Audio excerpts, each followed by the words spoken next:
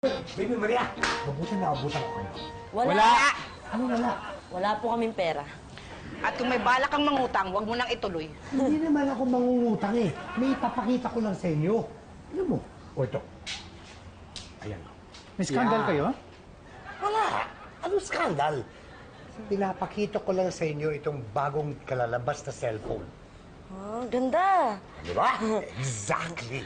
At isipin mo, pwedeng makipagsabayanan sa lahat ng klaseng imported cellphone kung features lang ang pinag-uusapan, ha? Wow, okay yan di ba? Kaya ano ang gusto mong gawin namin dyan? Well, itong cellphone na ito ay bagong labas lang sa market. Kaya konti lang ang meron nito. Ngayon, magkakaroon lang kayo nito pag o-orderin ninyo. At saka, mas mura pa presyo. Magkano naman? Pag lumabas na ito, 10,000 pesos ang isa. Ang mahal naman. Ah, relax ka lang. Yan yung regular price. Pero kung kukuha ka ngayon, ang presyo ay 5,000 pesos lang. 50% discount. 50. Ay, pwede yan. Gusto ko yan. Oo nga eh. Kaya Ako nga na, Tommy, eh. ako na. Kaya nga sa inyo ko unang inaalok ito. Oh, ano baby, ikaw? O sige, kukuha ko. Pero, totoo na yan ha, walang lokohan. Oo naman. Lulukoy ko ba kayo? Oo! Well, not this time. Basta bigyan mo lang ako ng 5,000 pesos, ako nang bahala sa inyo. Ako mismo magde-deliver, bukas na bukas din. Ay, ako meron po 5,000. Okay, very good. Di ba? Ito po. Man, Tommy, malinaw ba ang video niyan? Oo naman. Pati yung mga skandal? Eh, pero hindi ako nanonood ng skandal, ha? Tinatanong ko lang. Ano nang balita kay Mang Tommy? Ito nga oh, kapon ko pa tinatawagan, hanggang ngayon patay cellphone. Eh, paano yan? Dapat di ba nung isang araw niya pa nabigay yung order natin? Oo nga eh. Tinakbuhan na yata tayo. Yata! May yata ka pa! Sigurado na yon. Itinakbo na yung perang ibinigay natin ng manlolokong yun. Tommy, pinag-uusapan nyo, no?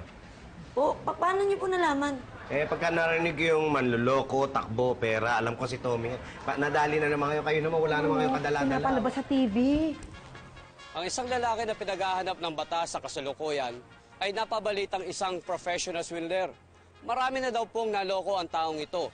Di umano, hinihingan niya ng pera ang mga taong nagtitiwala sa kanya at pagkatapos siya ay nagtatago na at hindi na nagpapakita.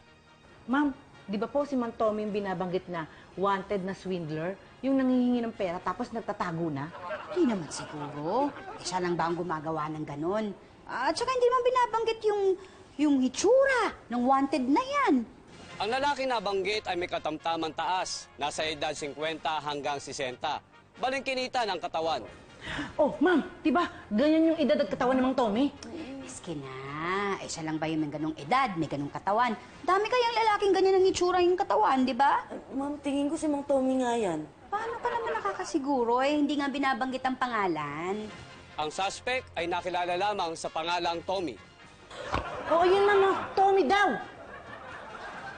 Mukhang tama ka. Sa palagay ko, hindi si Mang Tommy yan. Bakit naman? Di ba sabi kasi Tommy lang, hindi naman Mang Tommy? Ano nga, no? Galing mo. Linis Mang Tommy.